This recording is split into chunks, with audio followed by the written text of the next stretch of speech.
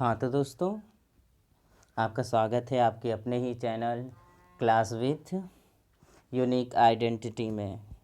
तो दोस्तों, आज हम बात करने वाले हैं धार्मिक आंदोलन की। और धार्मिक आंदोलन में पहला जो पॉइंट रहेगा वो पॉइंट बनेगा बौद्ध धर्म। बौद्ध धर्म के बारे में मैं आपको बता दूं कि गौतम बुद्ध ने बौद्ध धर्म को प्रचार किया, संस्थापक भी वही थे। तो हम सबसे पहले गौतम बुद्ध के बारे में बारीकियों को पढ़ेंगे, क्योंकि अब वैसे क्वेश्चंस नहीं बनते मोटे मोटे, अब बारीकियों वाले क्वेश्चंस बनते हैं। तो अब हम ऐसे क्वेश्चंस आपको बताएंगे जिसमें से आपके किसी भी एग्ज़ाम में फंसने का 4 से 5 नंबर आपका फंसेगा अलग अलग एग्ज़ामों में। तो दोस्तों, बात करते हैं गौतम बुद्ध के जन्म की। तो गौतम बुद्ध का जन्म 563 ईसा पूर्व नेपाल की तराई में कपिलवस्तु के लुम्बिनी ग्राम में हुआ था। और लुम्बिनी ग्राम जो जहाँ पे इनका जन्म हुआ था वो वर्तमान में नेपाल के रुमिनदेई में है। और इनका बचपन का नाम सिद्धार्थ था, ठीक है। और इनकी माता का नाम महामाया था। अब इनकी माता का नाम महामाया था, ये ना पूछ सकता है कि इनकी माता कौन सी वंश की थी। तो इनकी माता कोलीय वंश की राजकुमारी थी। और इनके पिता का नाम शुद्धोधन था, आप जानते ही हैं, जो कि शाक्य वंश के प्रधान इक्ष्वाकु क्षत्रिय थे। इनकी माता के देहांत के बाद इनके लालन पालन इनकी मौसी करती हैं, जो महाप्रजापति की उपाधि धारण की हुई हैं। इनकी मौसी का नाम प्रजापति होता है, गौतमी होता है। और ये ऐसी पहली महिला भिक्षुणी थी जिन्होंने बौद्ध धर्म को अपनाया था। इनकी पत्नी का नाम यशोधरा था, जो कि कोली वंश की थी, ठीक है। और पुत्र का नाम राहुल था। राहुल का अर्थ कभी कभी पूछा जा सकता है, तो बंधन। बुद्ध के संबंध में, सिद्धार्थ के संबंध में काल देवल और कोडिन ने 2 भविष्यवाणी करता हुए, जिन्होंने बताया कि सिद्धार्थ या तो यशस्वी सम्राट बनेगा या तो सन्यासी बनेगा। बात करते हैं कि जो 4 महान संकेत थे सिद्धार्थ के जीवन में, वो कौन से थे। एक बार की बात है कि सिद्धार्थ अपने नगर को देखना चाह रहे थे, तो उन्होंने नगर भ्रमण करने की इच्छा प्रकट की, और वो जाते भी हैं। जिस घोड़े से वो जाते हैं उस घोड़े का नाम कंथक है। और जिस घोड़े से वो जाते हैं उस घोड़े का नाम कंथक है। और जो सारथी रथ चला रहा था उस सारथी का नाम छंदक या चन्ना था। दोनों में से एक कह सकते हैं, छंदक या चन्ना। 4 महान संकेत सिद्धार्थ के जीवन के कौन कौन से थे। वृद्ध व्यक्ति, रोगी व्यक्ति जो कुष्ठ रोग से ग्रसित था, मृतक व्यक्ति, हंसता खिलखिलाता हुआ फकीर या सन्यासी। सिद्धार्थ की जिंदगी के महान संकेत कहे जाते हैं ये 4 पॉइंट। 29 वर्ष की आयु में गृह त्याग किया सिद्धार्थ ने। इस घटना को महाविनिष्क्रमण कहा जाता है। घर त्याग करने की घटना को महाविनिष्क्रमण कहा जाता है, ये इंपॉर्टेंट फैक्ट है। जंगलों की ओर जाते हुए सिद्धार्थ को 2 प्रारंभिक गुरु मिले, आलार कलाम जो कि सांख्य दर्शन के आचार्य थे, और रुद्रक रामपुत्र। आलार कलाम से सिद्धार्थ की जो सिद्धार्थ ने इनसे ज्ञान प्राप्त किया था, इस कारण बौद्ध धर्म में सांख्य दर्शन का प्रभाव मिलता था। सिद्धार्थ इन दोनों से ज़्यादा संतुष्ट नहीं थे और ज्ञान प्राप्ति के लिए कठिन से कठिन तपस्या करना प्रारंभ कर देते थे। वो अपने शरीर को गलाना चाहते थे। एक समय ऐसा आ जाता है कि उनके कानों में, बालों में चिड़ियों ने घोंसला बनाना शुरू कर दिया था। अंततः एक सुजाता नाम की कन्या वहाँ से जाते हुए, गीत गाते हुए कुछ ये कहा, वीणा के तार को इतना भी न कसा जाए कि वह टूट जाए, और वीणा के तार को इतना भी ना ढीला दिया जाए कि वो सुर ना दे सके।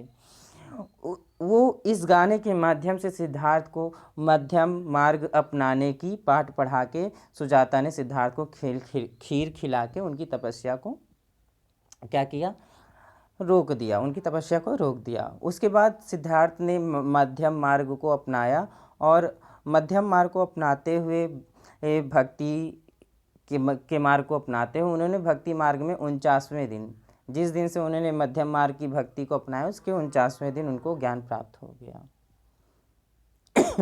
सॉरी। बौद्ध धर्म में ज्ञान की प्राप्ति को संबोधि कहा जाता है। सिद्धार्थ को 35 वर्ष की आयु में उर्वेला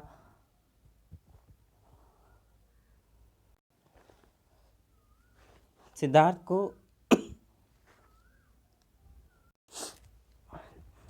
को 35 वर्ष की आयु में उर्वेला की वनस्पति विहार में ज्ञान प्राप्त हुआ। वर्तमान में इसे बोध गया कहा जाता है। पीपल के वृक्ष के नीचे ज्ञान प्राप्त हुआ था और जिस समय उन्हें ज्ञान प्राप्त हुआ था वो वैशाख पूर्णिमा का दिन था। उसे बुद्ध पूर्णिमा के नाम से वर्तमान में जाना जाता है। उर्वेला जगह निरंजना या पुनपुन नदी के किनारे स्थित है। सिद्धार्थ ज्ञान प्राप्ति के बाद तथागत या बुद्ध कहलाने लगे। संबोधि बौद्ध धर्म में ज्ञान को प्राप्त करने के बाद जो उपाधि दी जाती है उसे संबोधि कहते हैं। ज्ञान प्राप्ति के प्रथम उपदेश, मतलब ज्ञान प्राप्ति के बाद सिद्धार्थ ने प्रथम उपदेश किसे दिए? तो ज्ञान प्राप्ति के बाद सिद्धार्थ ने 2 बंजारों को अपना उपदेश दिए। क्वेश्चन बनता है, तपस्वी और मल्ली को सिद्धार्थ ने अपने पहले उपदेश दिए। धर्मचक्र परिवर्तन, गौतम बुद्ध ने पहली बार 4 आर्य सत्यों के उपदेश दिया, उसे ही धर्मचक्र परिवर्तन कहा जाता है। यह प्रथम उपदेश सारनाथ में दिया गया था। इस घटना को धर्मचक्र परिवर्तन के नाम से जाना जाता है। सिद्धार्थ ने अपना पहला उपदेश कहाँ दिया? सिद्धार्थ ने अपना पहला उपदेश सारनाथ में दिया। महात्मा बुद्ध ने सर्वाधिक उपदेश कौशल महाजनपद की राजधानी श्रावस्ती में दिए। इम्पॉर्टेंट है, बुद्ध ने सर्वाधिक उपदेश कौशल महाजनपद की राजधानी श्रावस्ती में दिए। उपदेश देने की भाषा पाली थी। उपदेश देने की भाषा कौन सी थी? तो पाली थी उपदेश देने की भाषा। महात्मा बुद्ध के प्रिय शिष्य का नाम देखिए, कौन बताता है? महात्मा बुद्ध के प्रिय शिष्य का नाम आनंद और उपाली था। प्रथम अनुयायी इनके तपस्वी और मल्ली थे। प्रिय अनुयायी इनके आनंद और उपाली थे और इन दोनों में आनंद ज़्यादा ही प्रिय थे। महात्मा बुद्ध ने अंतिम उपदेश सुब्रत को दिया था। इम्पॉर्टेंट हो सकता है, महात्मा बुद्ध ने अपना अंतिम उपदेश किसे दिया था? सुब्रत को दिया था। निर्वाण, आइए देखते हैं निर्वाण शब्द का अर्थ क्या होता है। व्यक्ति जिंदा रहते हुए भी प्राप्त कर सकता है निर्वाण, ठीक है। महापरिनिर्वाण क्या होता है? महापरिनिर्वाण क्या होता है? यह मृत्यु के बाद ही संभव होता है। महापरिनिर्वाण क्या होता है? यह मृत्यु के बाद ही संभव होता है। बुद्ध को महापरिनिर्वाण 483 ईस्वी में हुआ था। 483 ईस्वी में हुआ था, ईसा पूर्व में हुआ था। बुद्ध की मृत्यु 483 ईसा पूर्व में हुई थी। इनकी मृत्यु कहा जाता है कि शुगर के मांस खाने से हुई थी, ठीक है। और जब इन्होंने वो मांस खाया तो इनको पीड़ा हुई और इसके कारण उनकी मृत्यु हो गई। इनकी मृत्यु कुशीनगर में हुई थी। बौद्ध धर्म की शिक्षाएं एवं दर्शन, बौद्ध धर्म की शिक्षाएं एवं दर्शन में आइए देखें। बौद्ध धर्म के त्रिरत्नों या त्रिशरणम कहे जाते हैं क्या? बुद्धम शरणम गच्छामि, धम्मम शरणम गच्छामि, संघम शरणम गच्छामि। ये बौद्ध धर्म के त्रिरत्न हैं या त्रिशरणम भी आप इनको कह सकते हैं। त्रिरत्न बुद्धम, धम्मम और संगम भी कह सकते हैं। इम्पॉर्टेंट है ये। त्रिरत्न के बाद बौद्ध धर्म में 4 आर्य सत्य बताए गए। पहला आर्य सत्य है दुख, दूसरा है दुख समुदाय। इम्पॉर्टेंट है, त्रिरत्न के बाद बौद्ध धर्म में 4 आर्य सत्य बताए गए और इन आर्य सत्यों में पहला है दुख, दूसरा है दुख समुदाय, तीसरा है दुख निरोध और चौथा है दुख निरोध गामिनी प्रतिपदा। दुख, बौद्ध का कहना है कि दुख सदैव दुख है। दुख समुदाय, कोई ना कोई कारण है दुख का कारण तृष्णा है, ऐसा उन्होंने बताया। बौद्ध धर्म में दुख का कारण तृष्णा को माना गया और तृष्णा को भी 3 भाग में बताया गया, काम तृष्णा, भव तृष्णा और विभव तृष्णा। और तीसरा जो है दुख निरोध, कारणों को समाप्त किया जा सकता है। दुख निरोध गामिनी प्रतिपदा, दुख के कारणों का निवारण हो सकता है। ये चौथा आर्य सत्य था। दुख निरोध गामिनी प्रतिपदा के माध्यम से 8 प्रकार के अष्टांगिक मार्ग बताए गए, जिसके माध्यम से मध्यम मार्ग अपनाया जा सकता है और अष्टांगिक मार्ग इसे ही कहते थे। अष्टांगिक मार्ग का संबंध बौद्ध धर्म से है। इसको पूछा जा सकता है कि अष्टांगिक मार्ग का संबंध किससे है? अष्टांगिक मार्ग का संबंध बौद्ध धर्म से है। अष्टांगिक मार्ग को 3 भाग में बांटा गया है। प्रज्ञा स्कंद, इसको इंटेलिजेंट बोलते हैं। शील स्कंद इसको एथिक्स बोलते हैं, और समाधि स्कंद इसको मेडिटेशन बोलते हैं। 6ठी शताब्दी में बौद्ध धर्म की स्थापना की गई थी।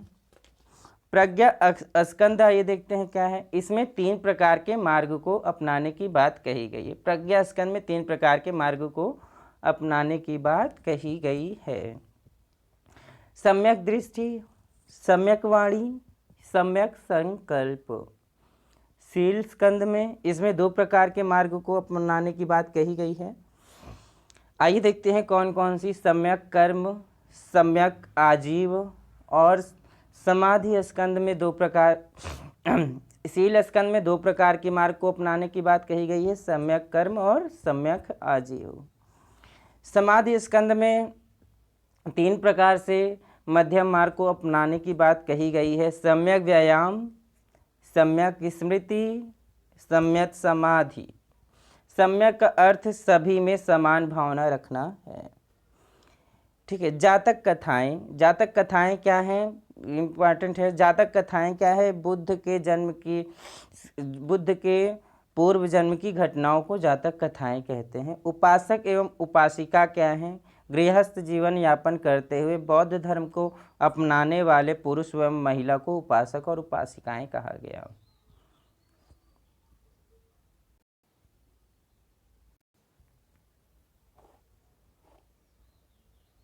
और भिक्षु और भिक्षुणी, आइए देखते हैं किसे कहते हैं। भिक्षु और भिक्षुणी गृह त्याग करके बौद्ध धर्म को अपनाने वालों को क्या कहा गया, भिक्षु और भिक्षुणी कहा गया। पहली महिला भिक्षुणी महाप्रजापति गौतमी थी। बौद्ध धर्म में आनंद के कहने पर बुद्ध जी ने महिलाओं को भी बौद्ध संघ में शामिल किया। आनंद के ही कहने पर बुद्ध ने वैशाली की नगर वधु आम्रपाली को भी बौद्ध संघ में शामिल किया। बौद्ध धर्म की 4 प्रमुख विशेषताएं थीं। वह विशेषताएं क्या क्या थीं? यह अनीश्वरवादी धर्म है, अनात्मवादी धर्म है, नास्तिक धर्म है, वेदों को नहीं मानता, वैज्ञानिक धर्म है, समस्या समाधान, कर्म एवं पुनर्जन्म पर विश्वास करता है। हालांकि इन्होंने पहले मना किया कि कर्म और पुनर्जन्म पे विश्वास नहीं करते हैं, बाद में इन्होंने एक्सेप्ट किया कि कर्म और पुनर्जन्म पर विश्वास रखते हैं। अब आइए बौद्ध संगीतियों की बात करते हैं, बौद्ध सम्मेलनों की बात करते हैं, जहाँ से 100% क्वेश्चंस बनते हैं। 4 बौद्ध संगीतियाँ हुई थीं, और आइए देखते हैं कहाँ कहाँ हुई थी, किस शासक के दौर में हुई थी, और उसकी अध्यक्षता कौन किया था, और उसकी तिथि क्या थी। ठीक है।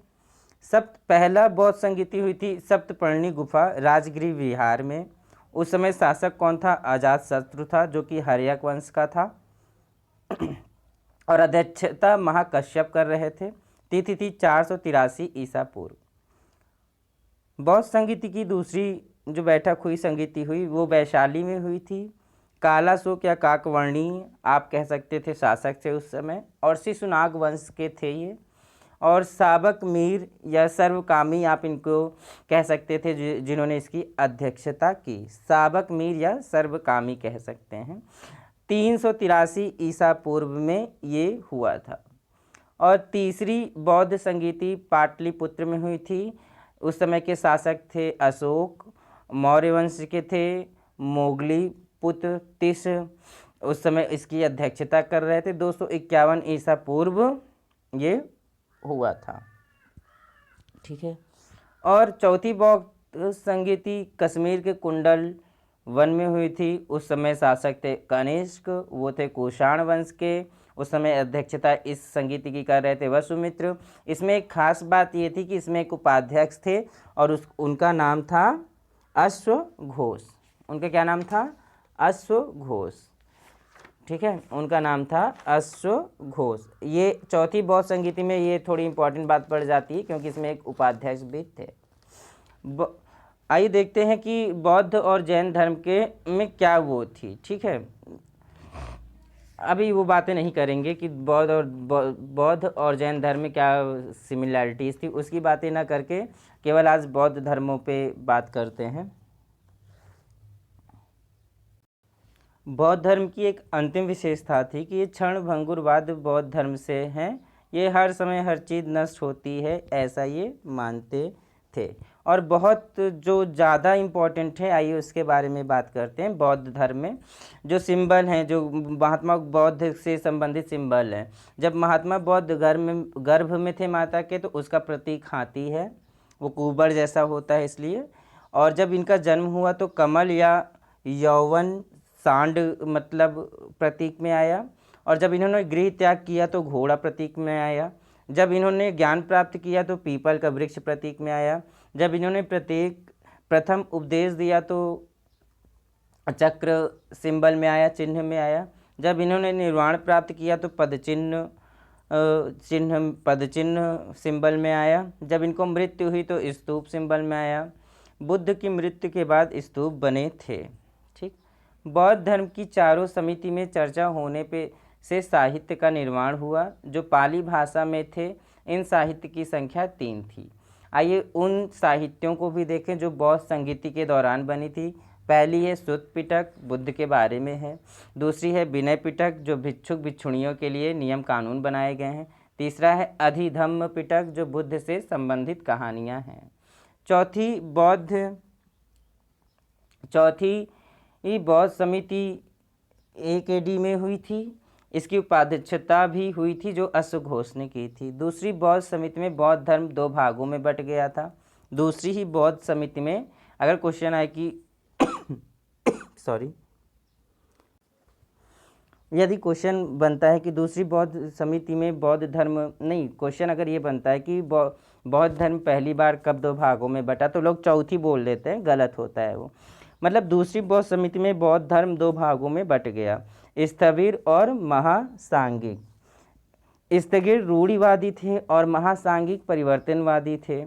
चौथी बौद्ध समिति में स्थविर हीनयान कहलाए जाने लगे और हीन का अर्थ निम्न और यान का अर्थ होता है मार्ग, निम्न मार्ग, और महायान का मतलब होता है उच्च मार्ग। हीनयान बौद्ध को वास्तविक रूप में मानते थे और महायान ने बुद्ध को ईश्वर मान लिया, जिसके की विरुद्ध स्वयं गौतम बुद्ध थे। ठीक है, ये कुछ क्वेश्चंस थे जो बौद्ध धर्म के बारे में बहुत ज़्यादा ज़रूरी थे, तो मैंने आपसे चर्चा की। आपको कैसा भी लगा आप इसमें अपनी राय रख सकते हैं, और कोई गलती भी हुई हो तो उसमें आप कमेंट करके बता सकते हैं। आप निरंतर मेहनत करते रहिए। ये बौद्ध धर्म के बारे में था। नेक्स्ट वीडियो में आपको जैन धर्म लेके आएंगे। ओके, जय हिंद, जय भारत दोस्तों। आपके साथ के लिए बहुत बहुत धन्यवाद।